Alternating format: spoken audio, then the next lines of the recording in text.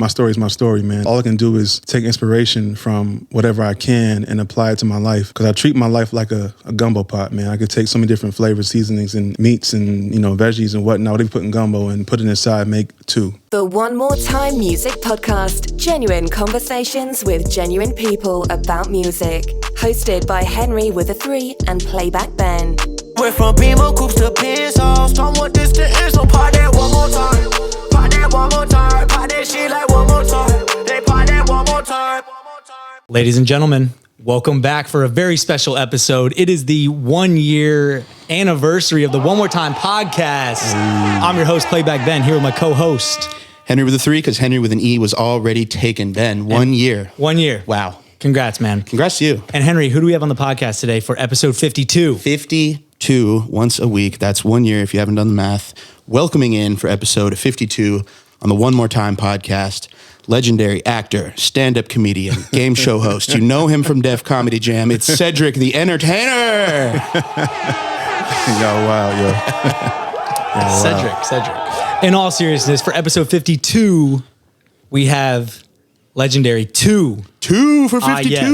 Yes. What it do? Yes, sir. What You know his beats, you might know his raps, but you probably know him. And if you don't, get familiar, and that's what we're here for, man. That's right. I'm low-key trash, but I come through every once in a while, man. That's not true at all. A nice banger. I know from last week, with Rico Brooks, now we have 2 on. I mean... Yeah. Downgrade. Did you book this guy for the episode for the 1 year?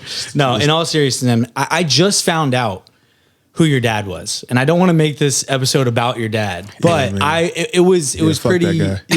Yeah, exactly. That's my guy. I love him, man. He doesn't Shout out mean Pops, it. man. Yeah. Shout out. Tell the people kind of what your dad's been into, music wise, and kind of where you probably get a lot of your love for the game. What his name is first. Yeah. So his name is Neal Pogue. I'm Neal Pogue the second. Yes. Everybody call me 2. That's where the 2 comes from. Yeah. My father and my mom and dad actually didn't want to call me Junior, so they call me 2. I love that. Yeah, that's so cool. Awesome. Yeah, man. I started around the 80s-ish, late 80s, I believe. I think Bobby Brown, Tony Braxton. He has his roster's crazy. So like Blink-182, Stevie Wonder, Earth, Wind and Fire, Tyler.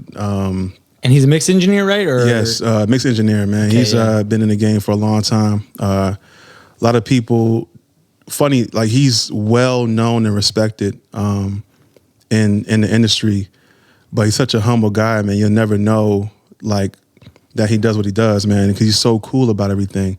But he's one of the dope people I know, like dopest people I know, man. He's his ear is like one of the best ears I've ever heard, and he's legendary, man. And my pop, he won a Grammy just recently with Tyler for Best Rap Album. Let's go. So, hell yeah. Congrats for that, man. Congrats. That's Grammy number 5 for him.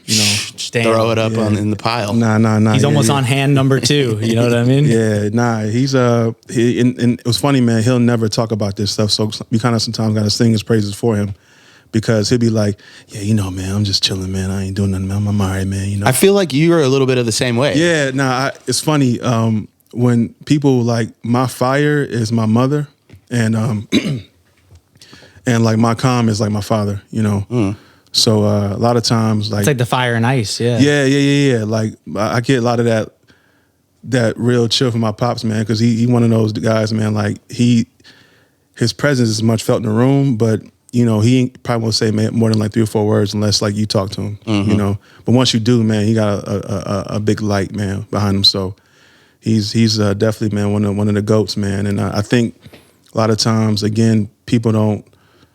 He don't sing his own praises as much, but like if every time I meet somebody who knows him, like, your father is Neal H. Pogue? Oh my gosh. And I'm like, yeah. That was me. You know what I'm saying? It was a real life imitation of me. Yeah. And like, Outkast, Goody Mob, like he got so many like accolades for like, Grammys and plaques and just overall sound, man. Like he's that guy. So Is that like a lot of pressure?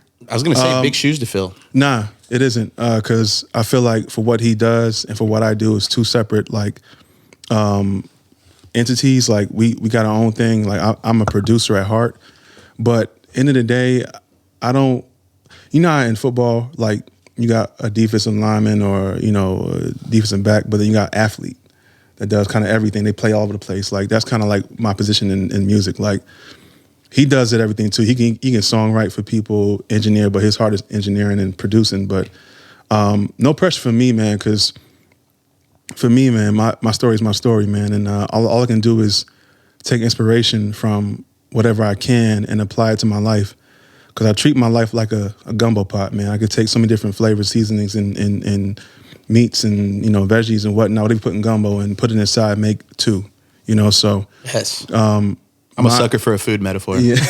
Oh, man. It's just dinner time, Henry. So at the end of the day, man, like, for me, it's no pressure. I feel like I got a lot of catching up to do, you know, but again, it's not pressure because I've lately been, not lately, for the past couple of years, been really like trying to recognize the idea of time. I just feel like, you know, my time's coming, and if, you know, I'm going to continue to do whatever it is I'm doing until, like, I can't do it anymore. Because that, for me, is death. 'Cause if, I won't know because I'll be gone. Because for me, man, this is my livelihood. Is being a creative is the most important thing to me, man. Because without that, man, I feel like purpose starts to become a little, like, you know, jaded. But no pressure though, man. I just like to create bangers, man, and I like to build stories and lives build like worlds for people musically, you know. Yeah, and you got to enjoy the journey, right? It's about like the path. And I had a big problem with that for a while, man. Like, I'd be like, man, how the fucking he and what did and that, and I was like, man, I'm over here counting other people's blessings in the wrong way. Like, I'm looking at their stuff saying, like, why is that? And I'm like, man, I'm too focused on what they're doing and not what I'm doing, you know? Because I'm like, if I can blame myself for me not being where I need to be, then I know I'm not working hard enough. And that's how it felt for me. You know, if I had time to complain, I mean, I had time to work. So good one. So good. Yeah. So for me, it was like I kept my nose down, my head down, and I built a world with my family, which is like children, Rec Shit Club, Joey, Nels. Shout out Joey in the building, by the way. Shout out Joey Costello in the building. Ultra, Cash, Tate, Stray, Wara, all them boys, man. Like, that's the family, man. You know, and I feel like if I can build this world and have people come into this world, you know, then I feel like they'll get with the program at some point, you know, because for me, man, it's all about, it's not about me, man, because I feel like if I'm building the world, like, I can only do so much, but I'm going to make sure that I get their name in the rafters before me, because it's about them, and I thoroughly enjoy, like, making these projects and seeing how I can, like, further push myself to make this project better than what it is. And I generally feel like, you know, all it is now is just certain ears hearing it, because I generally feel like a lot of people ain't fucking what we got going on over here, like, honest to God. And I feel like that's felt in the music, honestly, you know. So I put a lot of passion to that shit, you know. So it's interesting. Like, I didn't think about it until you described it. Like, being a producer is such a service oriented, like, facts. Role. 100%. You know, just like a manager, like, I'm here to make my clients successful. Yeah. And you are here to make your artists as successful as they can be. Yeah. And I think having that mindset and that, like, selflessness. Yeah. Of course you want to win for yourself too. And you want to get those accolades. You want to, count out the Grammys like Pops, but like, you putting them before yourself. Cause you gotta love it first, man. Yeah. And like, I fell in love with music. Yeah. I literally, I fell in love. Like, I was the weird kid buying albums just to, like, look at the credits, see who produced, who mixed what studio it was mixed in, like, where was it mastered. You were like a liner notes. I like that. You know, I'm like, even the mastering. You know, and I think that was to a fault, man. 'Cause I always wanted to see, like, my pop name, like, where is he at? And I think that learned, like, I learned how to, like, oh, let me see.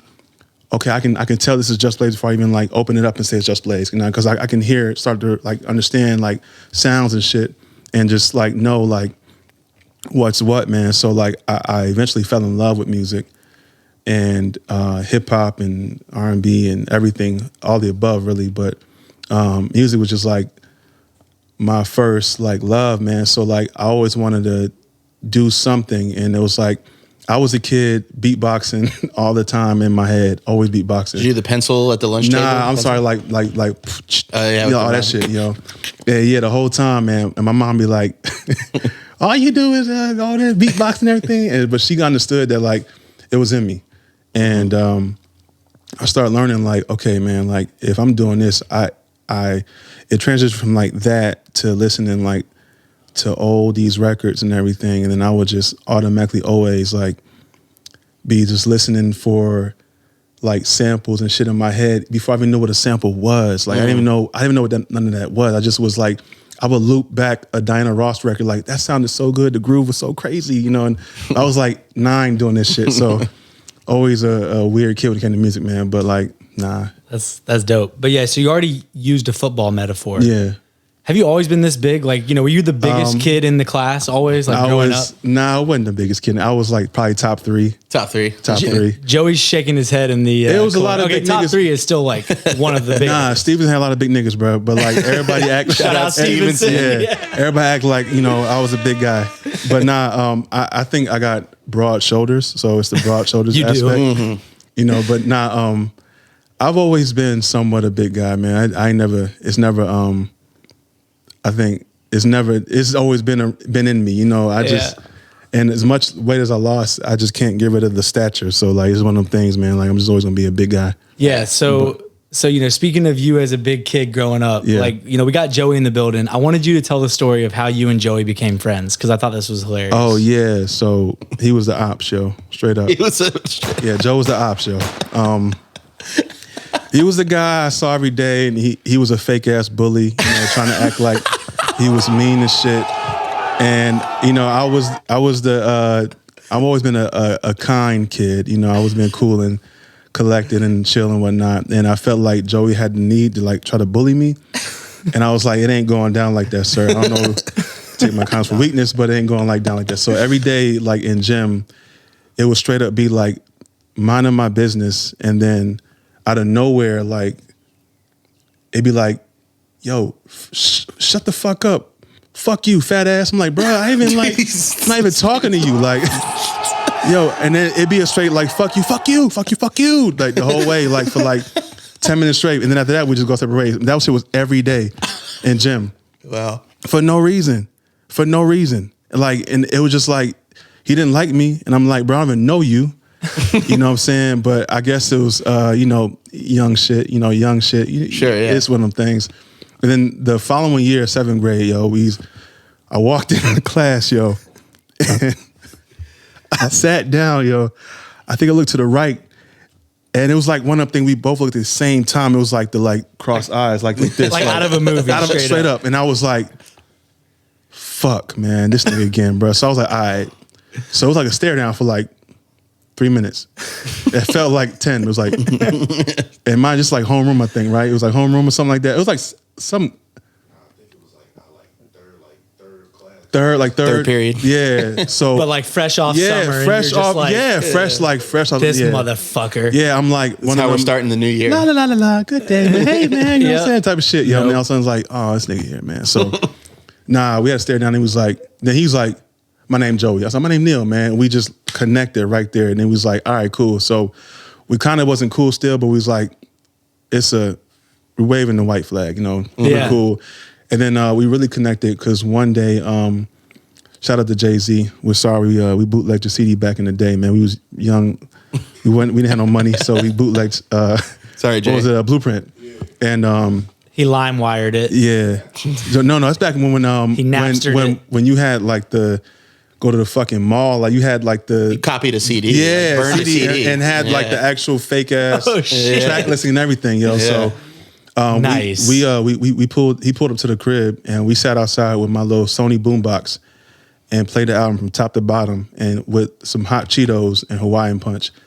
And we've been best friends ever since. See, guys, if you're beefing with anyone, just hot Cheetos and Hawaiian Punch. Yeah, we smashed it. And smashed it. Jay-Z's The Blueprint. Yeah, and that's Pretty much a recipe for friendship. So it was like through the music for real. Like we was just That's like, awesome. man, we ain't doing nothing. Like Jay-Z was always going crazy, and it was like everybody we had to hear it. So we was like, we played it, man, and we ran it back like for like hours, man. We just outside the front door, man, just playing music and eating food, and we just got real close, man. So that's my dope. dog. That's man. dope. Wow. So, how big of a role did football play though in your life? I mean, Oh man, everything. Yeah. Everything.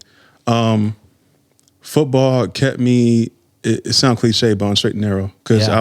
I was doing some hot head shit like dumbass stuff. I mean, and- fighting Joey. You know? fighting Joey and fighting niggas like Joey. You know what I'm saying? So After you and Joey became friends, you were teaming up against other Joeys out there. Trapping cocaine. Yeah, the whole nine. But nah, man. Without football, man, I think the level of discipline that it gave me, it wouldn't be there. And not to say like I've always been a cool kid, man. Like I was never really on some stupid shit, but like I would get into shit and it wouldn't be justified. Be like, yo, that was just because be just doing dumb shit. And like football kind of kept me out of like doing more dumb shit. Mm-hmm. And it really gave me the idea of like camaraderie and team effort and all that shit. Like, and more importantly, man, I want to give a shout out to Coach Ball, man. Like, Shout out Coach Ball. Shout out Coach Ball. Yo, I tell you, like, I really like, I love that guy, man. Just like a huge mentor. More than you know, up. more than you know, man. Like the GOAT, the fucking GOAT, man. Like real talk. He was special because he was stern, man, but fair, man, and he kept it real 100% of the time. He never let up, and I needed that shit. More like on everything I love, I needed it, man, because around the time when like my father wasn't present due to my mom and dad, they divorced and everything, like I was going to do some real life, teenage shit. Mom and dad, mom's working, pop's not around for real at the time, so he was in, of course, Pop is in my life, that's my father, Yeah. but he wasn't like separation, so that's what it is. But like being around like my coaches, like Coach Sellers, Coach Gartrell, Coach Ball, especially, man, like having those mentor or Father male figures. like figures, man, it kind of like kept me grounded, outside of like my Uncle Greg, my Uncle John, my uncles, but definitely like he was almost like, you mean football, man, that's every day, like damn near 5 days a week. So Yeah, sometimes 2 days. If you're in facts, trouble. Facts. And outside of, man, this is not actually discredit. I know I'm talking about my father and like, coach right now, but my mother held it fucking down too. So like, Shout out moms. Yeah. Big like, shout out. That's mom is like my everything, man. So Yeah. like to see what she did, man, during those times, man, to hold everything down, like, four kids, like 3 sisters and Damn. and me being the only boy, man. And I'm just glad that I was able to not give her any trouble or too much trouble, you know what I'm Too saying? much trouble. Yeah, and I think football helped a lot with that, Yeah. so Yeah, I mean, she's probably shouting out Coach Ball for keeping you on the, facts, man. straight. That's and my narrow. guy, man. Yeah. So love that guy. you end up going to college to play football. Nah, It was yeah. a huge part of your Yeah, life. yeah. I mean, you were very well recognized in the Atlanta area. I think from what I heard. And Yep. so, at what point though does music? I know music was a huge part of your life, but I mean, you Yeah. were on like a nice trajectory for football. All right, so here's at like what the- point did like the shift kind of? You know Here's what like I the mean? little, I guess, if I can remember, 'cause, memory is always weird. But I started making beats when I was 12 years old. Okay. Wow. Yeah. And I was always dabbling. Like I played park ball, played for Central DeKalb Cardinals. And then they went to CDJs, Jaguars and shit. So I played football all my life, but music was always there. And it's to a fault again, because I grew up in a musical family. My father was who he is. Yeah. My mother was funny. My mom, again, memories. My mom was, in my mind, what actually introduced me to rap. But my father was like the alternative side, like Terrence Trent D'Arby and like fucking Led Zeppelin and Nice. like all the rock alternative, like the other shit that like made my palette so much bigger.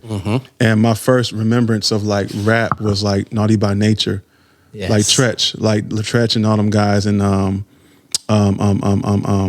De La Soul and Tribe. Like that was like my first early like memory of like rap, and then Great. of course Tupac, and then but I think if I had to say mom and dad credit, like in rap together, like Wu-Tang was like the like the household. That was the glue. That was the glue. Yeah, that was the glue in my opinion.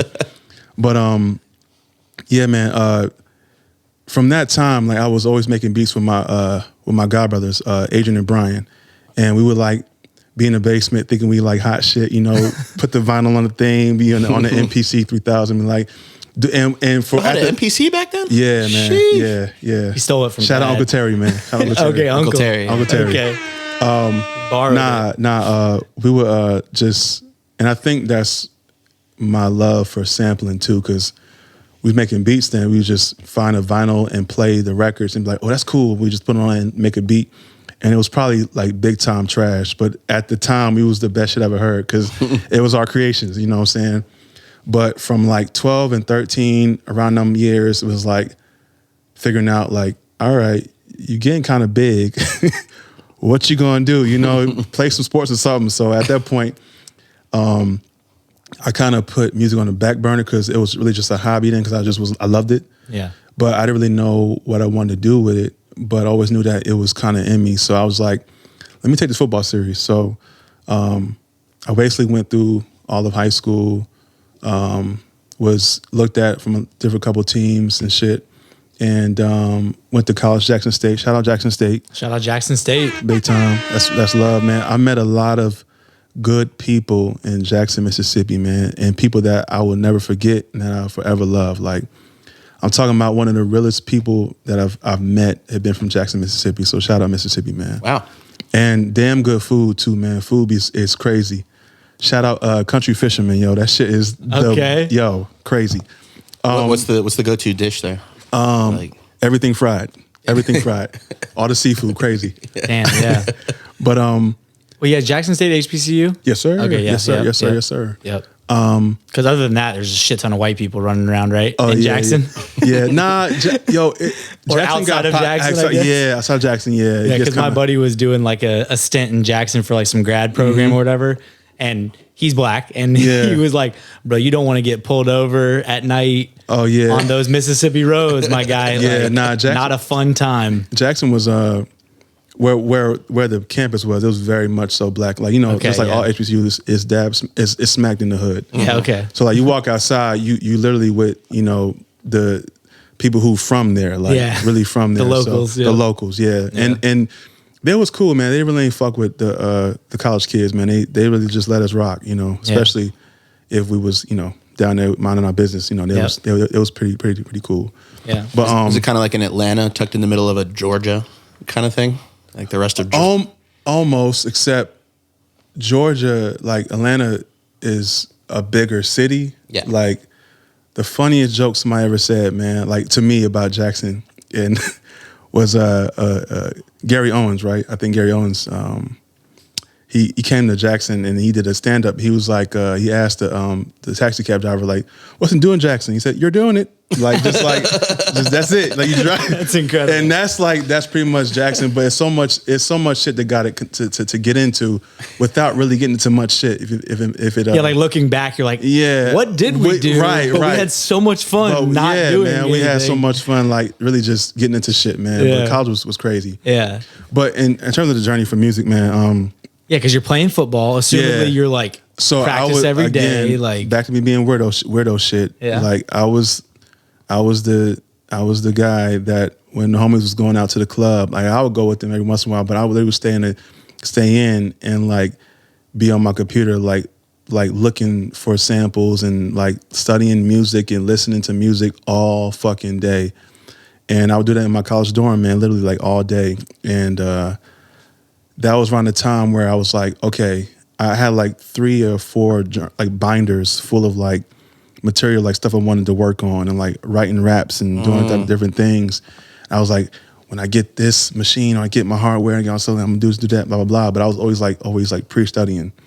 And my senior year, I was training for pro day and shit. And around that time, I had like caught a hernia, man, like a really bad one, where I was trying to sprint out, I couldn't move, like, and it was pretty bad, man. And I would train with my man Sam Washington, man. Shout out Sam, man. Shout out Sam. Yep. And that was some time where like I had a real life, like when I was hurt, man, I had a real life like Booby Miles moment, man. I called my father, like, what am I gonna do, yo? I can't play ball no more. I was hurt, bro. But I prayed to God, man. I was like, man, it's gonna be either music or football. And I think prior to that, he gave me my answer.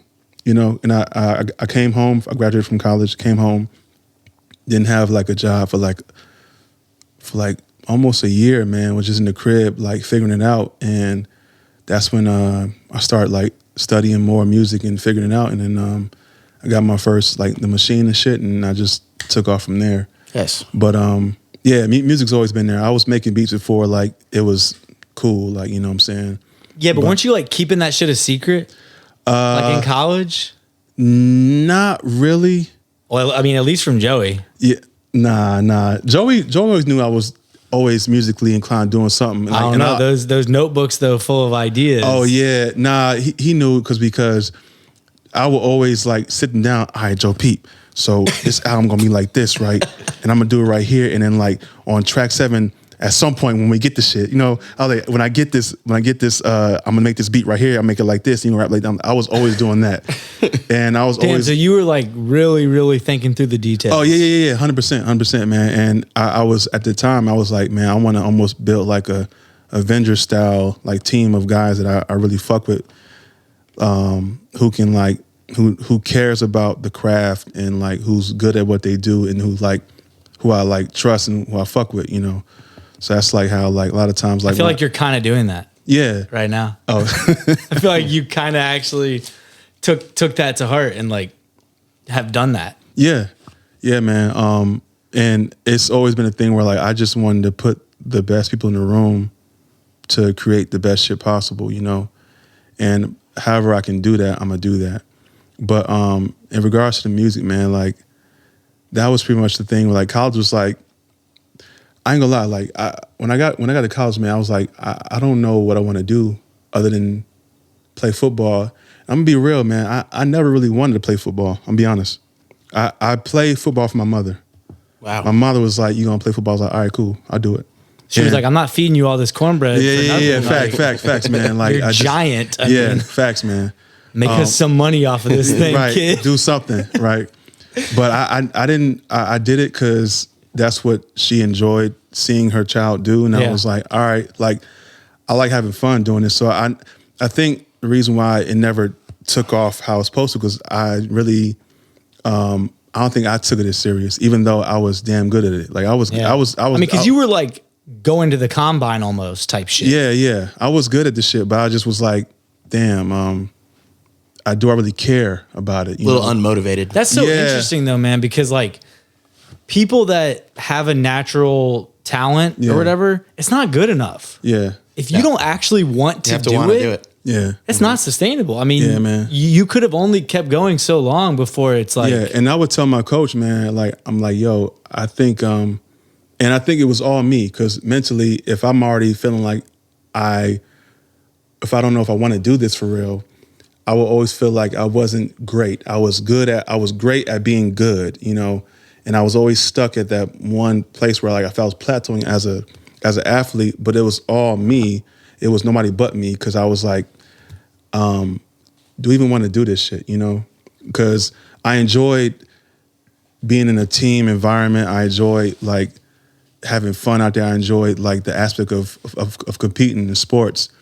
But I think I lost my love in between like high school and college, because for me, it was like I'm going to college literally from my mother at this point, you know, because I'm just following the path that I think I want. I think that she wants from me, you know. But my path, like if it had been my choice, I probably would have been starting the music shit way earlier than expected. Yeah. So when I got to college, I was like, I don't want to study music, because kind of like, not to be on some.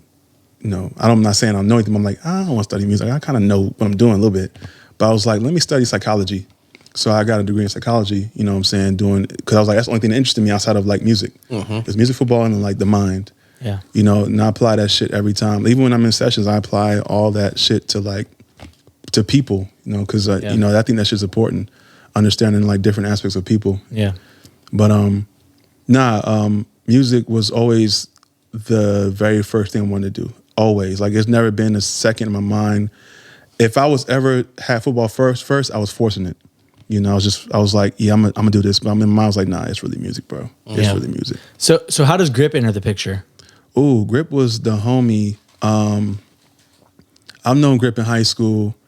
Like it was one of the things like mutual respect thing. We're like in passing, like, what up, man? Like, what up? You know what I'm saying? We didn't hang around the same crowds, but like he was always around. And I think my respect for Grip happened one day. We was in Miss, I'm not gonna remember, fuck it. Shout out to her. Yeah, shout out to Miss fuck it. I don't Miss remember. X. Yeah. We was in her class and one day I think he was like, yo, like, let me see your iPod. And I was like, all right, bet, here you go. And I think, maybe I saw his iPod, but all I know is that when we saw the iPod, he was recognizing all people that I thought he wouldn't, because I'm in my mind, at that time, I'm young, so I'm like, this country nigga ain't fucking with Jay-Z or like, and he knew he was like, he was on it. And I was like, oh, shit, respect, you know what I'm saying? And it was one of the things where like, you like what I like, and I like what you like. Like, all right, you got a good taste for music, so that was like one of the few like interactions. And after that, man, went to college, did my thing. Yeah. When I came back home, I was getting back into like doing music heavy again. I was like, all right, this is what I want to do for real. And one day online, I saw he had a video they shot at Kick Theory over in Duluth. I think he was going by Grip the Martian then still, if I'm not mistaken. I may be wrong, but Martian. Yeah, Grip the Martian. Yes. Interesting. Excuse me. But now I was like, yo, he's you fire. And I was like, let's work. Let's see what comes from this. So the funniest shit, yo, if you guys don't know, like me and Grip got like 4 shelved albums that nobody would never hear, because we never like even finished it, got to that point to even do it, because it got to a point where like I think I was way over my head and like my visions for like what I wanted to do, and I think I wasn't the man I am now as a producer to pull it off, but I always had like grand ideas. So funny shit, I had our first project we was gonna do together was a project full of Joni Mitchell samples. Like and to this day I still got them beats like in the thing, so in like my folder somewhere. And again, at the time in my mind, this shit was fire. They trash now, but but nah, I went back and I've actually like been working on some of them, like fucking with them. And Every like, song, Joni Mitchell. Yeah, it was like a 10-track project with just Grip, me producing it with Joni Mitchell. What, you gonna call it Joni or something? What was it called, yo? It was something like, it wasn't Joni something. It was something like that. I can't remember, but that's funny. That's what actually started. Joni Mitchell's shit started like my whole. I went through a whole phase of like producing nothing. Like I would find an artist that I wanted to like work on, like or sample, and I'll make a whole project, like going through the whole catalog, finding shit. So, like me and K Nels, shout out my boy Nels. Shout out Nels. Nels, we got a project that we haven't started yet, but the beats, everything are done. It's like all Diana Ross samples, and it's called Ross, which is Records Over Soul Samples. Ooh, and it's yo, the beats are crazy, man. It's nuts, but like I always wanted to find that thing. If I can collab with an artist and then like find a certain sound and then make it big with just one sample or one artist, I'm like, that might be dope. So that's a great concept. Yeah, I did Diana Ross, then I did Joni Mitchell. I have a folder full of Tina Marie, like a Tina Marie folder, beats that I did. That's an interesting strategy. Like, how many records are you going through of theirs? Like just their whole catalog. Whole catalog. Everything. Yeah.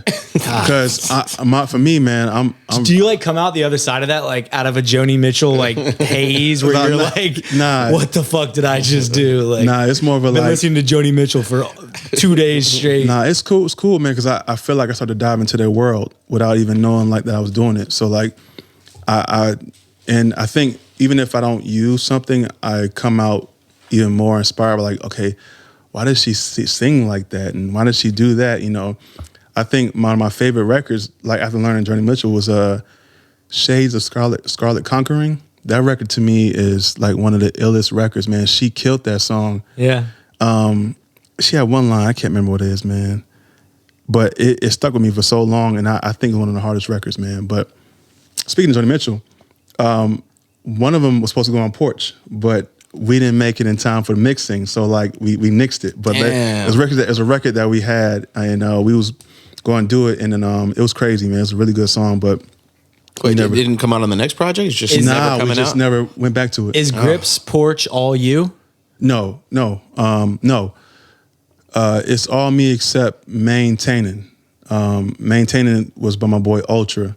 Okay. But I think, let me get the line. Yeah, I did everything else. Yeah. It's all me except Maintaining. Yeah, and so I mean, why do you think you and Grip specifically work so well together? Because we tried. And I'm be real, like I'm gonna keep it funky actually. I gave up because I was like, man, I can't figure you out. I don't know what it is you want. I think we're not going to do it because like we did a couple records where like we just never found the groove, and I was like, maybe I need to step back. Maybe Grip isn't the move for me. But one day he came out of the crib, man, and he played me some records. Like, man, I need you. I was like, that sounded sincere. You know, I sounded like he really. Yeah, he meant these. Like, man, I need you, bro. I need to. You know, we need to figure it out. Man, I was like, all right, cool. So, and I think what helped was that was the first time we actually sat down together, because I was sending shit like flyby, like emails and shit like that the whole time. And he would like play, he'll come out of the crib, but I already have it done. But the very first time it clicked is when he actually like, we cooked up together. Come out of the crib, man, he sat in the room. And I think the first record that we did that, to me at least, that was like, okay, I think I might have some was No Applause on Porch. That was a record that I think was like, okay, I think I might got it. And then I think when we'll put the nail in the coffin was a Cul-de-sac. Because that was the next record that we did, and I was like, "Oh man, like we might have something special." We got a formula. Yeah. What light switch flicked on? You know, like what do you know? What you attribute it to? Learning his cadence and what he liked sonically. Yeah. Because what we would do, man, honestly, man, before we even did records, we would just sit in the room and listen to like samples and shit. And I think that's important because, like for me, because a lot of times, even if we didn't sample at all, like we did a regular beat from scratch, I would like listen to the influence of a record and try to gain from it and see how I can implement like those sounds sonically to apply towards Grip's projects. So I think sitting down and like learning what he liked and what I liked, and we had a common interest, I think at some point synergy started to, you know, match up. And was like, all right, fuck it. I think we got something. So from that point, from Porch and on, it was like, man, it's like a low key like musical marriage, man. I think this shit is fire. So like we just kept it going for real. Yeah. No, I mean, this is something that, you know, I challenge Henry to do, and I feel like you do a great job of it too, is like sitting down with the artist and don't even worry about making your fucking music yet. Yeah, facts. It's like let that come. Like chill, spend so much time. Like it's like you doing the legwork preparing. It's like you're preparing for the session that you know is gonna come, where you're gonna cook up, you're gonna record, whatever. But that shit's gonna happen, you know? Artists used to think I was weird for like saying like, let's come out. Like I would literally almost interview the artist before I work with them. Yeah. Almost to like without even like trying to. I just want to know who you are and get to know you and like see what it is like, you know, we can do. And even if we're not even talking music, I just want to understand you so I can know, okay, this is how I can approach this shit. You know, next time we actually get in and start working. And at first people would be like, that's a little weird. I'm like, nah, man, I really do this shit, like for real. Do you make an effort to hang out with the artists you work with like outside of the studio? Not all the time. Not all the time. And I think I need to get better at that. No, but Jace talked about the same exact idea. So he gets brought into these songwriter camps. And other than listening to the artist's previous catalog, who the fuck is this person? No, fact. He literally was like, I don't know what kind of weed you smoke. I don't know what you like to eat. I don't know if you are this person, that person. Real. And so like sonically, same idea then. Yeah, because I think Sonics go beyond the music. For sure. It's like Sonics is like, yo, you like Mexican food? Sonics is like, you know, little shit like that. Because at that point, I started to understand you. Yeah. You know, and it's almost the little shit. Like, what's funny, man, like speaking of little shit, like people be, for me, like I only, sometimes if I need to be re-inspired or get creative, like I go buy toys and shit. Like I go buy like what? Like, Bop it. Nah, like action figures, like manga, anime figures. Like I'll go buy like Berserk or like Sekiro and all types of weird like dope shit. But or like we'll go buy like those little we call them the bear bricks and stuff. Just I like to go do that just to for me to like for my sonics, my own like self to get like re-energized, because I think like it's the kid in me that always loved to do music anyways. Like I need to refocus that. Like Yes. So People be so serious sometimes. Yeah. And then you're making trash music. Yeah. I feel like if you can like put yourself back, and it's the pressure thing. Like, I mean, we talked about this with Rico Brooks of like when an artist, song has to be a every hit. song has to be a hit. It's like this fucking pressure where it's like, Nah, I don't apply by them rules. And shout out him because like no, everybody he got was their own- saying no. Oh, yeah. He was saying fuck that. Like, that 'cause will make the worst result. I You have take the pressure off, you know? And it might be to, I probably might have to at some point, but I've never went in making a song for the sake of it being a hit, because I think that's, you start to feel like, because in my mind, I started feeling like, okay, all right, we need to make a hit, but then what type of hit? Okay, but Britney Spears had a hit, then Pharrell had a hit, Mobb Deep had a hit, like everybody had a hit, but like what does that sound like? Yeah. And I'm like, okay, that's too much pressure for like, okay, yo, what type of hit are we doing? Are we doing a trap hit? We doing a pop hit? We doing like what type of hit? All right, what sound needs to be like? And it's like, all right, man, all that shit starts to feel like we doing too much. Yes. Yeah. Let's just make the music, and then feels what forced. comes out of it, let it be. Because at the end of the day, man, I do know for a fact there's a formula to making hits. I haven't found what that formula is yet, but I will say that we don't choose the hit, especially The now. market, the listeners choose. Yeah, For sure. yeah. Like I can say this is gonna be the one. They're like, no, this was not the one. This is okay. But then I can be like, Kate, what's my man name? Bitch, you guessed it. What was his name? OG Mako. Yeah, like if I'm not mistaken, he hated that record. Yeah. Fucking hated it. Yeah. You know what I'm saying? But that shit went crazy. Always how it is. So we really don't choose it. They choose it for us. You know what I'm saying? So that's why I can't really get into the pressures of saying we gotta make a hit, because like I don't know what that sounds like. I know what it feels like. And I feel like for me, music is feeling almost over sound, because if I can feel it, then I'm like, all right, this is a start. This is somewhere. It's going somewhere with it. So that's just me mostly when it comes to music. No, it's huge. So like, what role do you like to play as a producer? You know what I mean? It sounds like you like to be in the session as much as possible. You like kind of you know what I mean? Like, how would you describe your style and like your workflow? I'll never forget, I was at Patchwork Studios, and I don't remember her name, but this woman, I walked up to her. It was like it was a Native Instruments panel. Ooh. And there was like had people coming Still up. had your machine at the time, right? Yeah. So I was just learning and stuff. You still use machine? Absolutely, 100%. Love that. That's my go-to. Yes. And the lady, I went up to her, I was like, "Yo, you make beats?" She was like, "No, I don't make beats. I'm a producer." And I was like, "Whoa!" And I could do nothing but respect. I was like, "Yes, ma'am. You're right. My apologies." And I was like, "Yo," from that point in, it just something struck, because I was also in my younger like producing phase, and I was like, "Yo, like, if I'm going to be doing this shit, I got to really be in the trenches." And it kind of became to a fault where I became obsessive, like with the idea of creating like art.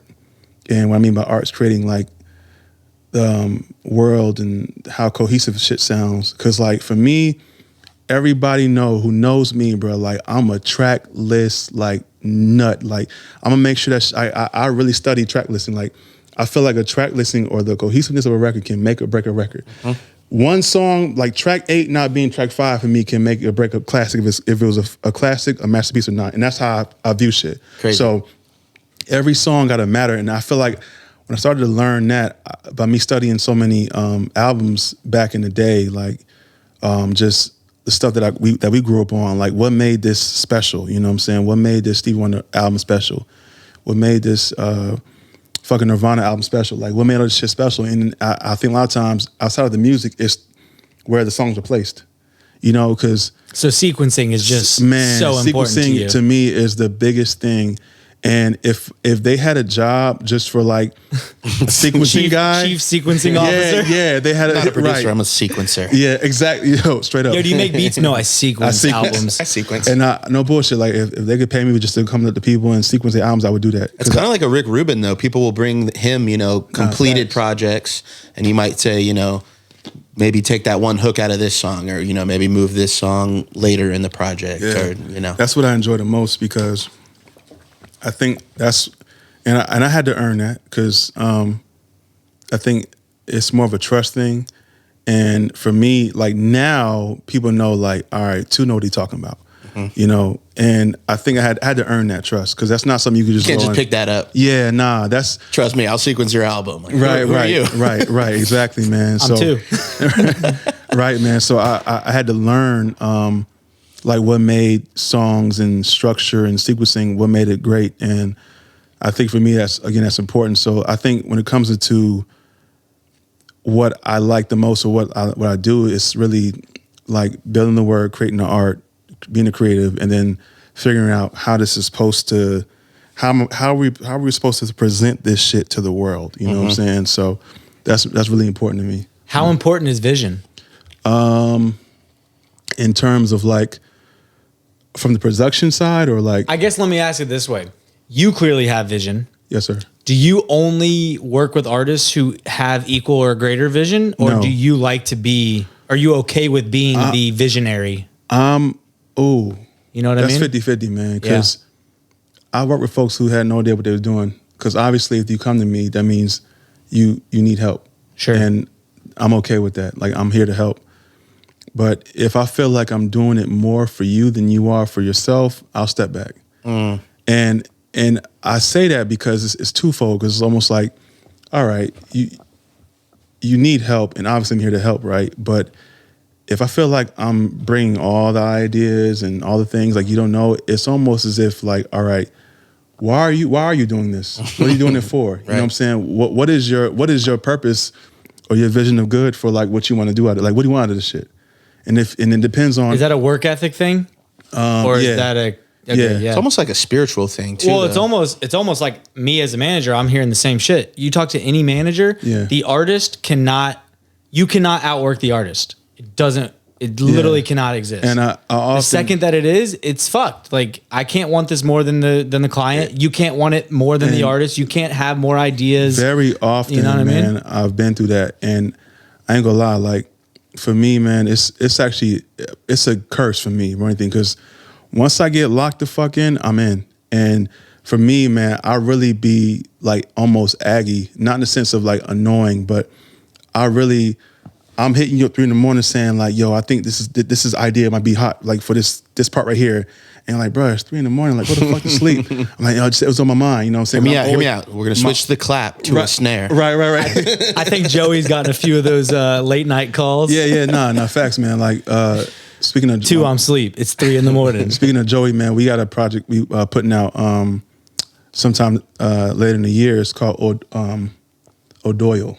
And it's based off the O'Doyle brothers from Billy Madison. Oh, yeah. O'Doyle rules. Exactly. Yes. So like, I thought that was so O'Doyle hard. rules. But yeah, other than that being the name, how else, if you're cool talking about it, how else is it playing in? oh yeah, nah. So it's a whole cohesive, like, it's a concept album. So like, in my mind, I was like, how can I make Joey a bully? The villain, kind of. Yeah, you know, because for me, like, Joey is such a, like, niggas sleep on Joe. And I feel like he's one of the dopest MCs I know, because he's such a southpaw rapper. You know, he really, like, he's not structured, he's not disciplined, but it still hits in a song pocket. So like, I want to create something. I feel like rap right now, like, it's getting back to it being like grimy, I guess. And here's the thing, man. Like, for me, I love all aspects of rap. If anybody know me, man, I'm the guy. I love it all. Like, literally from like Gunna to Lil B to KRS-One to fucking Sean Price to like Fly Anakin. Like I love it all, man. Because I feel like everything has its place. At any moment, I should be able to be loving my conscious rap and then going loving my shit where they probably saying 2 words every 3 minutes.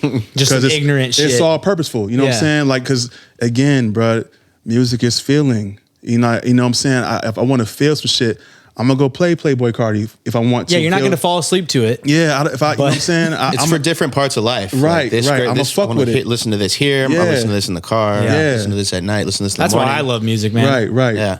But like for Joey, man, I was like, man, yo, like I feel like everybody is friendly in rap. Like it's friendly as fuck. And I wanna like be disruptive a little bit. Like I wanted to put Joey, like when we made this album, man, I studied a lot of, I was like, I'm gonna do Sean Price Monkey Bars and Busta Rhymes Extinction Level Event and meld those 2 worlds, jump them together and see what I can do.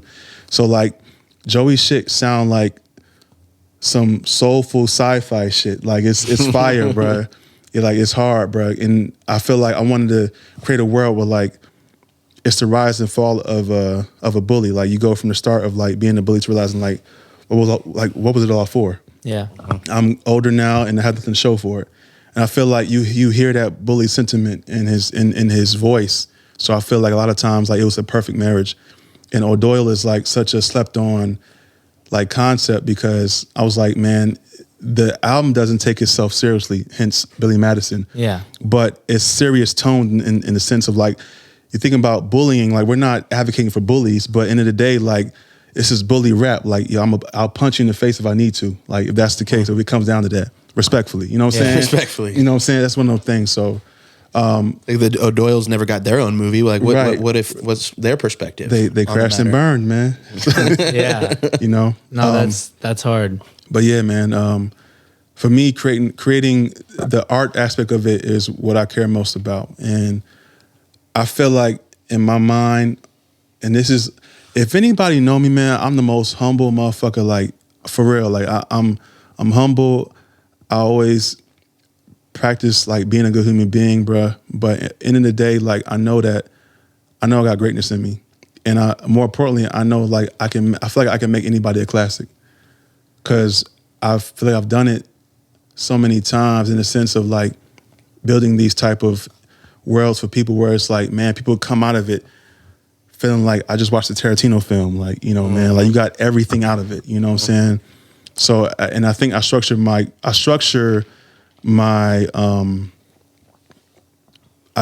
worlds like a Tarantino film. Like I want to feel, because every time like you get laughter, you get sadness, you get violence, you get happiness, you get anguish, you get anger, you get everything out of those type of films. And like, I want to do that, but in music, you know what I'm saying? And that's why I think a lot of times when I'm making beats or doing shot, I either watch for like those type of films or I like watch a lot of sci-fi. Like Blade Runner would be in the background when I'm making beats and shit, because I want to see like how crazy like can my mind like connect with Alien and Interstellar and like and Mad Max, because that to me is some insane shit. So like I want to make some insane shit too, like to kind of like create these weird ass worlds in my head, you know? Yeah, I heard when you lock into a vision that you can go like Super Saiyan and like make a whole project full of beats in like a day or something. Is Just that look at Joni Mitchell. Is that true? I can, like kind of but once you lock into I kind of choose not to anymore, because like, so you're trying to dial that back because you don't think that's the best result. It's the best. I think I burn out. Yeah, you know, and the last time I did that is when I did the record that was called, what's the shit? I'm bugging. What's my shit called, Joe? Black Sabbath record I did, all the Black Sabbath beats and shit. Black Sabbath, that's an amazing choice. Oh, to Vongelion.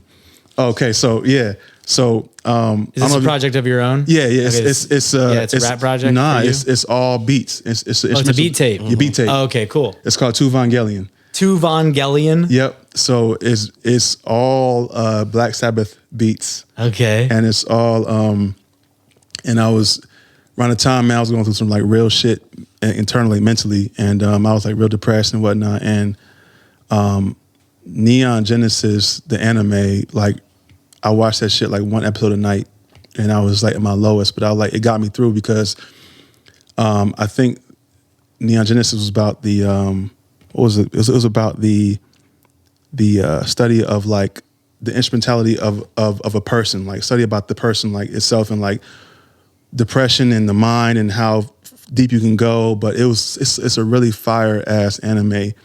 And I was like, man, I've been sitting on this Black Sabbath like records for so long. I wanted to do it. So I think I blacked out, man, like made them shits like in like 2 days, man. Yeah. Cause I was like, I gotta get, I worked myself out of the funk, you know, worked out of the funk, but like I was, in a sense, I was like still burning out, but I was like burning out to like get out of like the rise out of the shit. I was like, I needed to get out of this funk, man. Cause I was like fucked up, man, like just mentally, but Came back like a phoenix. Yeah, almost, man. But that's one of my favorite like moments like for myself, because I've never been able to like make beats out of a depression, you know, and I figured out like that was the only way to do it. And that's the last time, to speak to you saying, that's the last time I made so many joints. And I think anytime you hear Black Sabbath, man, like they have such a rage aspect to them. It's just a fuck you like type Visceral. of, you know what I'm saying? Energy. Facts. Yeah. So Yeah. I think it was helping to hear them sonics come back, hitting my brain at the same time. Like, all right, I need this. So It was somehow uplifting, even though it was, like, man. And people don't realize, man, Black Sabbath is hella soulful. You got soulful. It's a soulful. It's soul, and it's like rock, but it's still soul, man. Like There's emotion, for Yeah, sure. Very like- emotional. shout out Dio, man. Dio, the lead singer after Ronnie James Dio. bro. His vocals is so nuts, Yeah. man. He's dope, man. Shout out him, man. That's hard. So, you know, obviously you mentioned O'Doyle.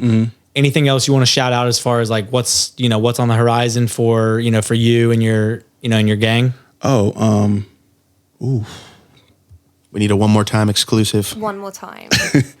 everything, man. I got O'Doyle with the homie Joe coming out. I got my homie Tate 228 Contact Sports coming out very soon. Shout out Tate Tate. 228. We're gonna get you on the show, my guy. Yo, crazy. Yo, he's gonna have probably, and it's funny, it's weird saying this because I feel like everybody's albums that work is like hard, but his shit is crazy. Like Yeah. it's crazy. And It's called Contact Support. Contact Sport. Oh, Contact Sport. Yeah. Sorry, Yeah, Contact Sport. Okay, perfect for you. Yo, he's if you don't mind me talking about Tate. Tate is a rare form of an artist. He's like them guys where like once you hear his voice, it's like, oh my God, like yo, this guy is different. Oh, it's so unique. Oh man, like captivating, golden man. voice, man. Yeah. It's funny. I didn't even know Tate went to high school with us, man. I met Tate at Wow. at a session. I was like, He went to Stevenson? yes. I'm like, oh, I didn't even know that, bro. That's crazy. I never saw him. You know what I'm saying? Damn, he was in the cut. That was a big ass school though. I mean, yeah, but But now, he was. I met him at the port session when he did Jail Pose, and which went crazy. yeah, and he came on that voice, man. I was like, oh, this is different. And so I was like, yeah, we got to connect, man. And so literally, this project's been like 4 years in the making. And when I say that, it's just more so like Kendrick us shit. figuring out how we work together, you know? Did you Yeah. actually set out 4 years ago and say you want to do a project, and now it's 4 years later and it's coming out? Yeah, dead ass. Straight up. And That's we crazy, got like, man. I'm so impatient. Fuck that. I could never do that. nah, man. If I believe in you, I believe in you. I know, but like, and I, in regards to me, like that's giving it time. people man. say like, you know, you love hard. Like when it comes to music, man, if I fuck with you and I believe in your vision and I believe in what you want to do and I really like care about you and then you as an artist on top of that, unless like it's on some shit where like, man, I feel like we wasting time. I feel like it wasn't a waste of time. More of like we just gotta be patient, and it wasn't time. And I'm glad that we didn't do that version because the version we have now is like 12 times crazier. So we needed the time to figure out what needed to be done for it to be the project that it is. So Context Sport is nuts, and I feel like I wanted to put him in a space where the first I'm hearing Scarface's voice or hearing certain albums, like, and by the way, it's funny, I have a palette. Before I make an album, it's 2 albums I listen to all the time before I create a project with anybody. just to keep me like grounded or like give me in the center, like give me in the emotion of a classic. Clip's Lord Willing album. Oh God. And I don't know. Hell Hath No Fury is. Yeah. Hell Fury is that one, but Clip's Lord Willing to me is like how it's structured from top to bottom is one of the craziest albums to me. It's crazy. It's crazy. It's crazy. That one and Scarface The Fix is the two albums I listen to before I make any project. Always. That's awesome. I just run them back, and because for me it's like I want to blend that type of sound, but make it the artist, make it Grips or make it Tates or make it whoever I'm working with. Yeah. But Conic Sport's gonna be nuts. People hear it, man. They're gonna be like, oh yeah, he's the one. He's gonna go dumb. Yeah. No, I mean, just on his grip features and shit, that's how I got even tapped in with him. And like, I just fell in love immediately with his voice, man. I mean, he's got that just raw, gutter, just grimy shit, man. Nah, facts, man. Yeah, and he's dope. Who else I got? My guy Quez, man. Guys get hip to him. Quez, man, he's really dope. I think it's the real Quez on IG. We did a project. Did he is the one with QC? Yeah, is he the one with QC or? Yeah, I heard Quiz. Yeah. I know that. That's crazy. I knew that already. That's crazy. Yeah. We do our research here at the One More Time podcast. Okay. But Year 2, we have to know.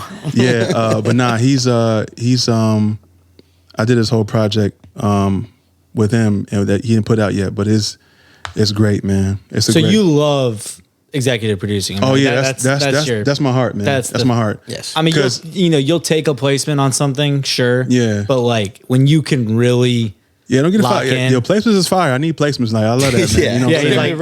And I got a couple shit in the work places wise, but like hit the email if I'm able to help like in any capacity. Because more importantly, man, if I think you're a good artist, I just want to see you win. And even if I don't have one beat on that project, as long as I can get you to where you need to be, if you want me to, like, if I can help in some form or fashion to make sure it's fire, then I'll do that. Hell yeah, because that's what I care about. Because in the day, man, I'm always a fan, Yeah, and fan first. Yeah, and I think a lot of times people in the industry they get too cool, man. Niggas start becoming fans. Like you was a fan before anything. Yeah. And like people feel like, oh yeah, like they forget that it's cool, it's okay to like this person and not have to fuck with them on a musical level. Like, what I'm saying? A lot of industry shit be like really trash. But like end of the day for me, man, I like to stay grounded, like, okay, if I really fuck with you as the artist, because that's how I met you as a fan, then I want to make sure that I check myself, like, I'm still a fan in the day. Like, doesn't change anything unless like you want some. So, cause it's some real like weirdos, bro, like that you meet over time. Like I'm like, I wish I didn't meet that person, but like end of the day, like I'm a fan first, so I like to just help if I can, For sure, Henry. We've arrived at a final segment of the One More Time podcast. Buckle the fuck up. This is the 1 year anniversary. Rapid Fire Rampage. Indeed. This is indeed the Rapid Fire Rampage. God, 52 of them. 52nd Rapid Fire Rampage. This is insane. So many Rapid Fire Rampages. So if you're not familiar, it's a 3-part rampage. Okay. I'm just going to hit you with some short answer questions. Okay. And you just give me a quick little answer. Okay. I'm going to do some this or that. So I'll give you 2 choices. You just pick whichever one stands out to you the most. Okay. And then a word association. I'm going to shoot you one word, and then you shoot me one word right back off the top of your head. Okay. Simple as that. And I'll go back over those. But nonetheless, episode 52. 52. With 52. Epic. Rapid Fire Rampage, starting with a short answer. Hopefully I do good at this one. We actually couldn't have planned this better. Couldn't have. It's 52. We didn't plan this. No. It just worked out that No, way. So. that's the stars aligned for sure. Here we go, starting with a short answer. All right. Wait, time out. Is it like one word? No, you not say this one. You say cereal, I'm like Cinnamon Toast Crunch. Is that how it That's works? the third part. That's part 2. okay, Yeah. bet, Just some short answer questions, just, All right. however you feel. But it is going to start kind of philosophical here. What is your purpose on earth? To create. I feel like that's it. To create. Boom.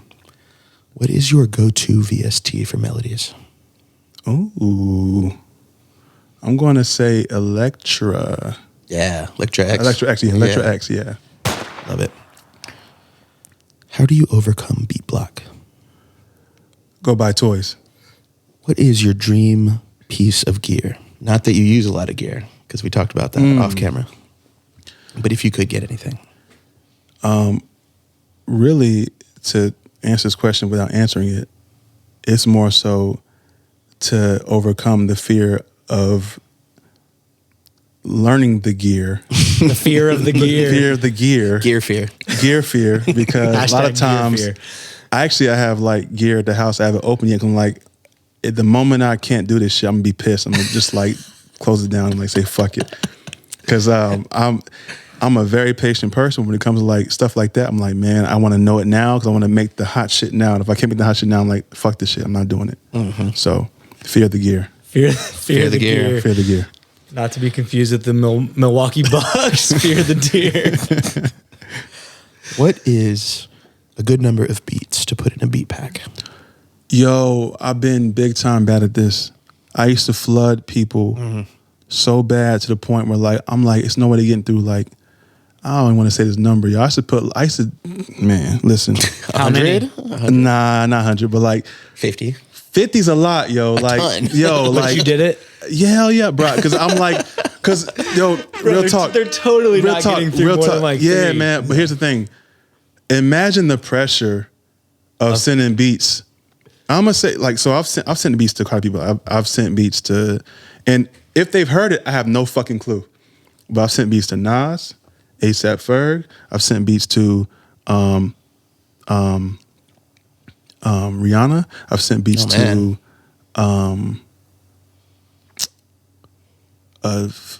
so like, I'm having a brain fart right now. Like a lot of So the pressure of like, I got to pick the perfect one. Exactly. Imagine like having If only I would have sent the 51st one. no, She would have loved that the one. craziest shit though. Rihanna real totally talk, would have hopped on 51. Real talk though. The craziest shit though. Real talk. Crazy shit is imagine when you done, you feel like you completed, and then like you go through the thing. It's like I forgot to send that beat, and he was like, Did you follow up with it? Did you like no? Because then like double text Rihanna with the next beat? So like 52 plus 1. Yeah. Nah, I'm not doing that. I'm not So doing you just lived in your misery at that that. point. Yeah. You just dealt with it. And I'm not putting no supposed to even say that name. So and if you guys do this, should we just call her Riri? no, just say beep. Just do the beep name. Okay. Now he's offering up my editing skills. Right. As if I know how to put a beep over something. Write that down. Come on, too. My dog. Right there. But nah. Yeah, man. Shmishmana. It's pressure having to send beats, yo, because it's like in my mind, it's like, but that's fire. That's dope. That's hot. And it's like it's too much. That's the pressure of knowing how to make condense 50 records to like maybe 10. I mean, Hey, but as an executive producer, you know, you might be good at that. nah. I'm ass at it, bro. I'm ass. If it was up to him, every album would have 50 records on it. No. I'm just ass on sending packs because like different game. Because different game. Yeah, because with packs, I'm like, all right, this one could be better, this one could be better. But Yeah. now I think the correct number to that is between. And it's funny, I've been told that like send 6 to 8 at a time. I'm like, what? Like negative. But I probably do like 8 to 12. Okay. Yeah, I think that's a good So number. he's still on the higher end. Yeah. Yeah. But still reasonable. Yeah. Good answer. Yeah. Okay. 2, you are visited by the money fairy. She gives you $100,000 to spend on your career right now. How do you spend it? $100,000 on career. Or you could blow it at the strip club if you really wanted to. Now that goes against the money fairy rules. Rules, terms, and conditions. It would disappear if he walked into Magic the rule City. is spending on the money. Yeah. On your career. on the on my music. career? Yeah.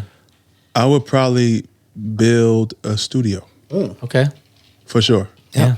And then I would probably be able to hopefully keep an engineer on like on call Retainer or some shit, yeah. But like I want to do that at some point, man. I want to build a big ass studio. I'm gonna call it Anime, but ANNAMAE.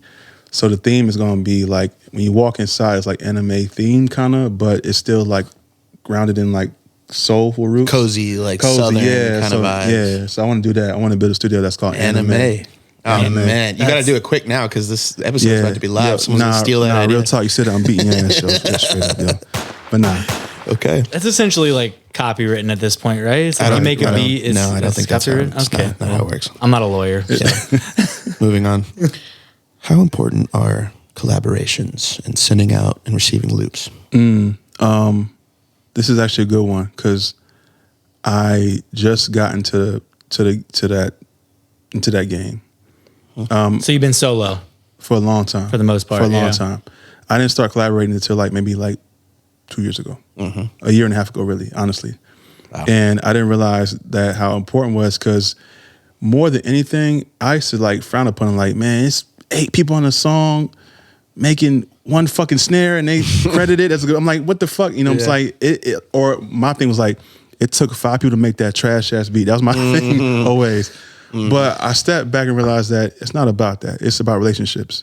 And for me now, sometimes you realize your own beat will not get you in the room, but your collaboration with somebody else will get you in the room. Yes. And it's nothing to do with having opportunities, but it's an opportunity. If somebody is willingly want to collab, your beat might go somewhere that you didn't know was going to go. Yes. Because they have their own contacts. You've integrated networks. Right. So I learned that more. And I think one of my favorite guys, it's funny, I spoke with him the other day, man, Beat Butcher, man. Shout out Beat Butcher. Shout out man. Beat Butcher. Yo, that's a dope name. Yeah, he's one of the illest, and he's worked on so much shit. His loops and just his all-around, just him as a producer, he's really great, man. And I have no problem showing love to nobody, man, because he's fire, man. But again, relationships for me, collaborating with producers and building real life rapport, man, it helps a lot. So at first I had to be nah, I don't want to do it because I was I don't trust people enough. Yes. From a production standpoint to really nail the vision, but at the end of the day, it's always bigger than me. So I have to kind of find the common ground. Mm-hmm. Great answer. Good answer. All right, let's get into the serious stuff. Okay. You wake up as a hummingbird. That's trash, yo. What is the hummingbird? What is the first? I want to thing? be a red panda, yo. Them red pandas kind of fire, yo. You've woken up as a hummingbird already. It's too late for that. Okay. What is the first thing that you do? I would assume hum. Hum. Great answer. I would assume hum. Okay. Because at the moment I say what the fuck, it's going to be in the hum. You try to say it. Yeah, let me hum. Yes, I'm hum. It's amazing. You wake up as God. What is the first thing that you do? Relax, yo. Just chill. Nah. Yeah, God has nothing going on. He's just He needs a day off. straight chilling. I don't know. If I wake up as God, I'm gonna probably ask myself, but what's going on for real? What we doing down here, yo? What's this whole thing about? what's Side project you got going on called Earth? What's this side mission? If I'm God, what am I doing? What's happening? You just reach into your own and brain. why did all these things happen? Slavery. Certain aspects of life. Just why? Right. But Yeah, that's a good answer. You wake up and all the cheese in the world has disappeared. How do you react? I just had a heart attack. Me too. It was hard to type. Hey, yo, go find the nearest cow, I guess, Just start making more. Yeah, Yeah. Get that shit going. Just because it's all disappeared, you can still just make more. Make more. But Find the nearest cow. Amazing answer. Okay. Amazing. 2, if you were an item at Walmart, what would you be? That's kind of crazy. I would be probably a bag of Doritos. Cause some shit's fire, yo. Sometimes, yo. Fire. And who don't like Doritos, yo? I don't know anybody. So if I could be a bag of Doritos, man, that'd be kind of cool. Straight, you make someone happy. Everyone would love you. Yeah. 2, is a hot dog a sandwich? You put it between 2 buns, right? One bun, One bun, which is split. which is split, right? That's the So that's the if I conundrum. have one bread and I fold it, right, with something in it, is that Would a that sandwich? be a sandwich? Yeah, it's just a sandwich. Definitely It a is. sandwich. 100%. Wow. 100% he says. He's 100%. very confident. 100%. How many egg rolls would fit in a phone booth? Hey, yo. We ask the tough questions on the One More Time Yeah, this podcast. is 387? That's actually I don't know. all right. I think there'd be a little bit more, More? but Maybe, Really? maybe a K. Oh, you're right. we don't have the real What answer. type? So. Are we talking, No, I wait, didn't. are we talking Pan Express? or What kind of egg roll? What kind of foam? like what length? Pause. We're going with three. Yeah. We're going with 387. Big old things. The answer is locked in.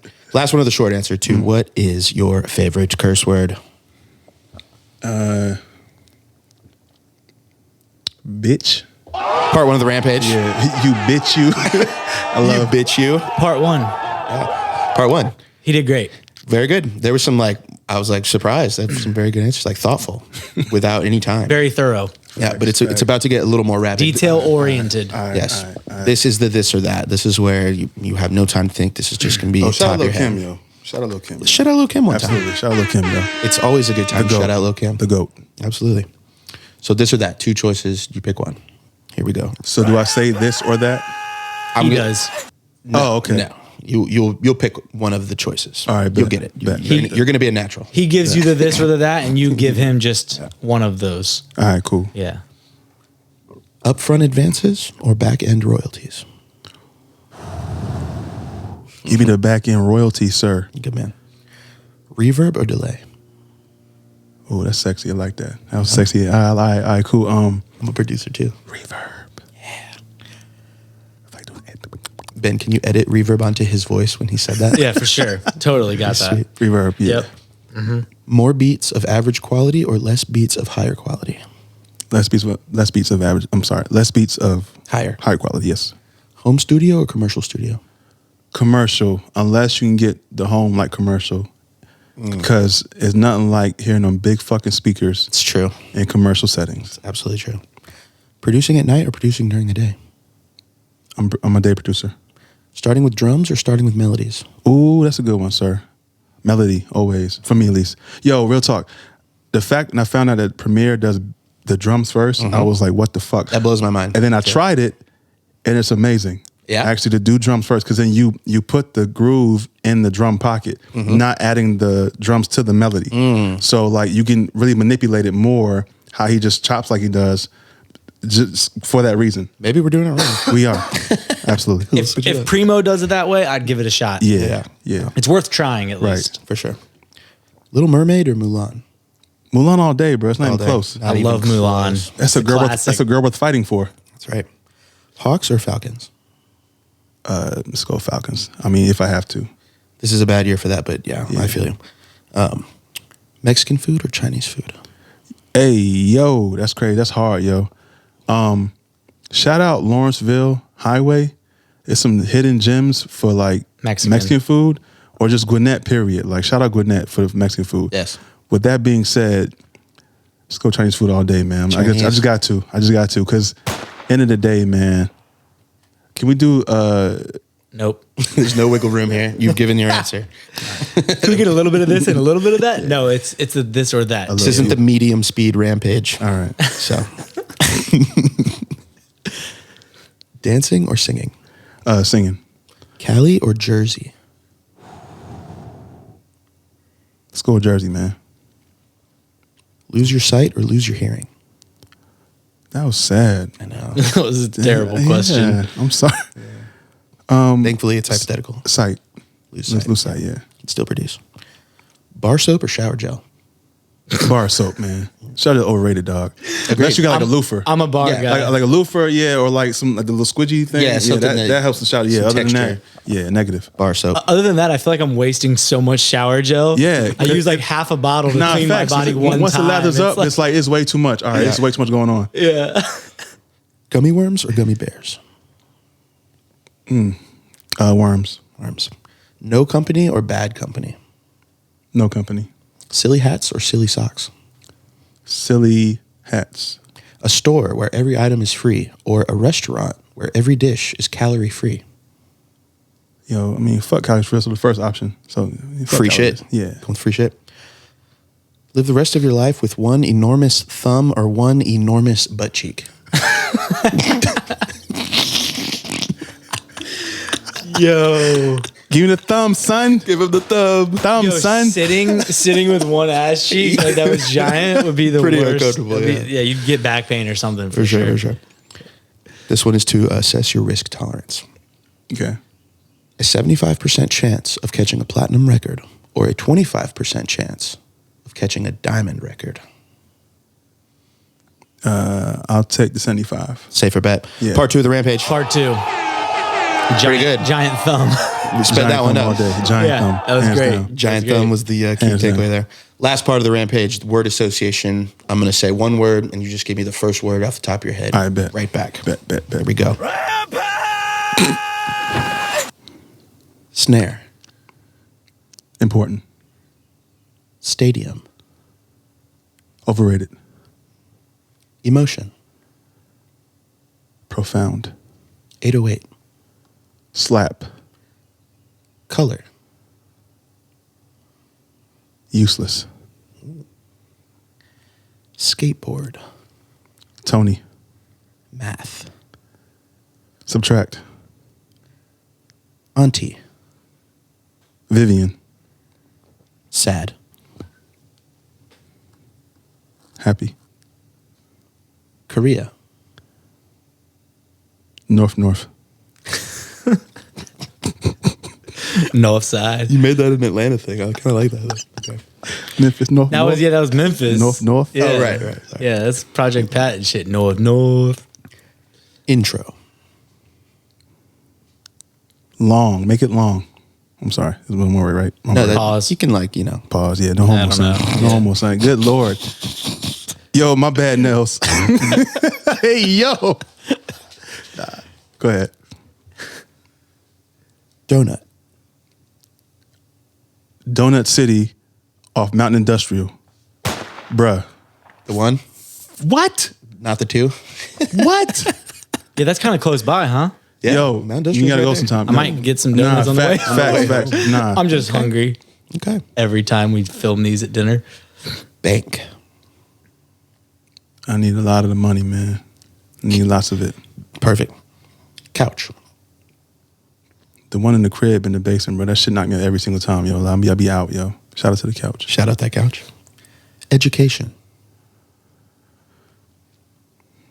I mean, That was a good answer. I think that, yeah. I think you said a lot right there. Lil. Boosie.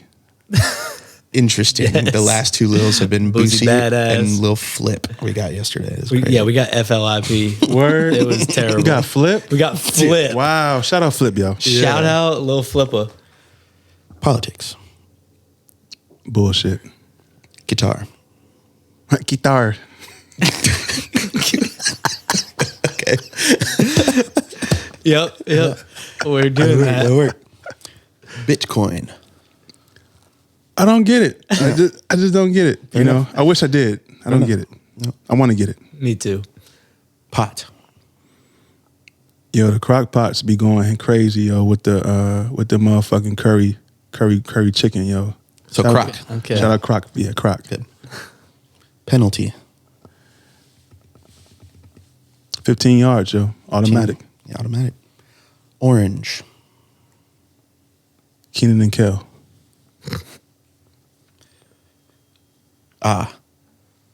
Men. Amen. Yes. Whatever. I was fishing for a yes, but we'll take it. Part 3 of the Rampage. Part 3, episode 52. 1 year 52, strong. baby. I couldn't have thought of a better guest for our anniversary, our 1 year anniversary. 52 with 2. Amazing Come on, conversation, man. This guy has a great perspective on things, Yes. man. I love how you approach your art and really like being thoughtful and intentional about it and trying to create these worlds for your artists. Cause I mean, it's huge, man. Cause you know, we talked about it off camera, cutting through the noise right now. One way you do that is exactly what I think you're, you know, onto, Yeah. right? So really, really appreciate all the gems, man. You're just getting started, but like love all the sir. shit that you've got out so Thank you, far. thank you. Absolutely. Everyone Thank make you. sure you tap in with 2 and his sir. whole gang. We got Joey Costello, we got Tate, we got Grip, we got War Everybody, Astray. man. Everybody, man. Yes. Nels, the whole gang, Everybody, man. and Children. I don't know when Children. the Children project's coming out, but Yeah, we heard Tig about leaked this. that. Yeah, soon, man. It's actually fire, and I just gotta start, you know, going to everybody's house and whipping their ass and say, let's get this shit, you know, done. Because everybody, We all bullshitting low key, man. I'm gonna call them out. We all bullshitting, man. But Please do that for us. We gotta Yes. finish it, man. Please. It's People about need the time, it. yo. The people need it. We right. might have to just use Henry's, studio. Hey, it's available. Okay, bet. That's I think we just booked some children's sessions for did. later I this think we week. just did. Let's get it. Awesome, did. man. Well, really appreciate you coming on. And Henry, until next week, what are we doing? We'll see you guys in year 2 of the One More Time podcast. Yep, year 2 next week. Let's get it. Bye-bye. Peace. Pop that shit like one more time. Hey, pop that one more time. Pop that shit like one more time.